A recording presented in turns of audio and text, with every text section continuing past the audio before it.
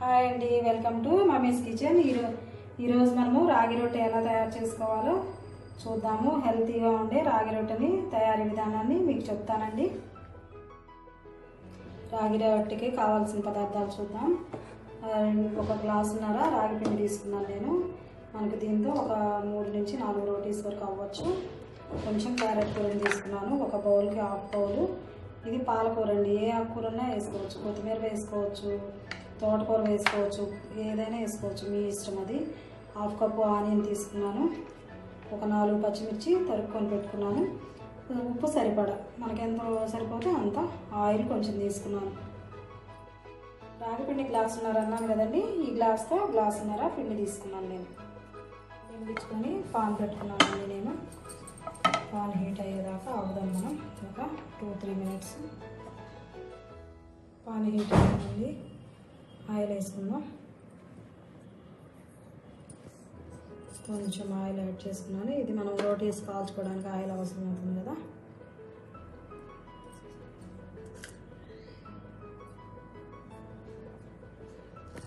ముందుగా పచ్చిమిర్చి వేసుకుందాం.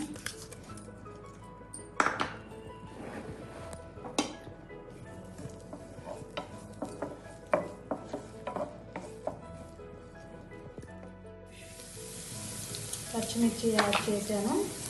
తర్వాత మనం ఆనియన్స్ వేసుకుందాం.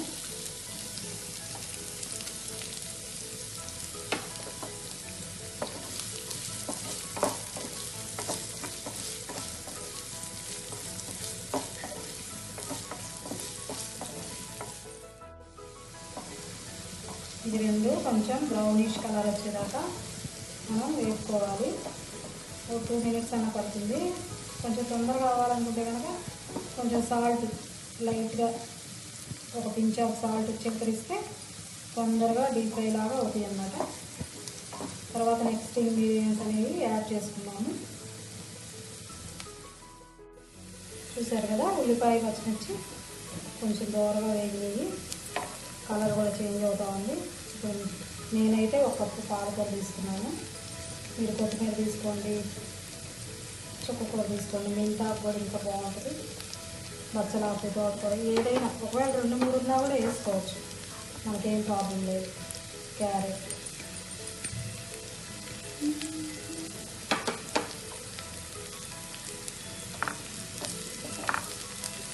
ఇవి కూడా కొంచెం పచ్చివాసన పోయి కొంచెం బ్రౌనిష్గా వేగే వరకు కొంచెం సేపు, ఒక 2-3 మినిట్స్ పడుతుంది. వేసుకున్నాం. కొంచెం సాల్ట్ కూడా వేసేసుకున్నాం. ఇప్పుడే చూడండి, ఒక పించ్ ఆఫ్ సాల్ట్ వేస్తున్నాను నేను, ఎక్కువ వేయట్లేదు, మీరు కూడా అలాగే వేసుకోండి. దీనికంటే ఒక కొలత పరిమాణం అనేది మనం కష్టం అన్నమాట. మన టేస్ట్కి అనుగుణంగా, షుగర్ పేషెంట్స్ ఉన్నారనుకోండి, బీపీ పేషెంట్స్ ఉన్నారనుకోండి, కొంచెం సాల్ట్ తక్కువ తినాలి. షుగర్ పేషెంట్స్ ఉంటే చక్కెర తక్కువ తినాలి. అవన్నీ దృష్టిలో పెట్టుకొని మనం ఇంగ్రీడియంట్స్ ఏ కావాలో చూసుకోవాలి, కానీ అది మనకు అనుకూలంగా కొంచెం తగ్గించుకోవడం, పెంచుకోవడం చేసుకుంటే ఐటమ్ బాగా వస్తుంది అన్నమాట.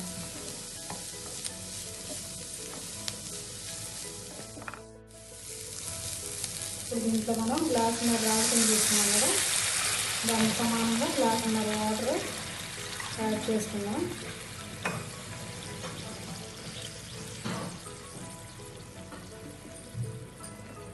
సాల్ట్ ఉంది కదా, కొంచెం సాల్ట్ కొంచెం వేసుకుందాం. రోటీలోకి అదే అన్నమాట, ఇంకా సాల్ట్ మనం పిండిలో ఏం వేయాల్సిన అవసరం లేదు. కొంచెం వేడి పండివ్వాలి వాటర్ని, అంతే. జస్ట్ దాంట్లో మనం రాగి పిండిని యాడ్ చేసేసుకుందాం. అలా యాడ్ చేసుకున్న వెంటనే మనకి రాగిది పిండిది ముద్ద తయారవుతుంది. ఇప్పుడు దీంట్లో మనము రాగి పిండి ఉంది కదా, గ్లాసున్నర, దాన్ని యాడ్ చేసేసుకున్నాం. ఉండలు రాకుండా కలుపుకుంటాం.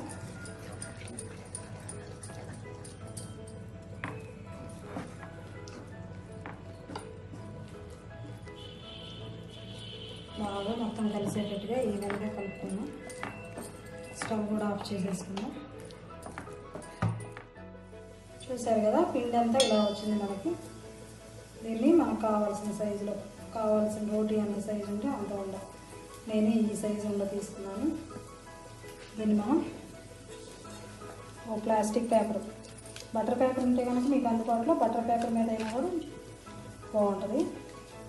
బాగా పల్చగా ఒత్తుకోవాలన్నమాట. మరీ మందంగా ఒత్తుకుంటే కొంచెం తినడం కష్టంగా అనిపిస్తుంది, కాలదు బాగా.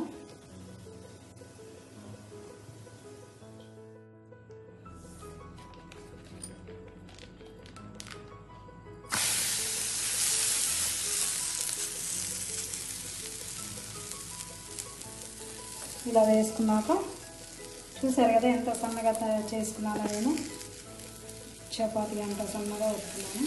కొంచెం ఆయిల్ కావాలంటే వేసుకోండి, వద్దనుకుంటే ఆయిల్ వేస్తే ఏంటంటే కొంచెం టేస్ట్ బాగుంటుంది, పిల్లలు తినడానికి కూడా బాగుంటుంది.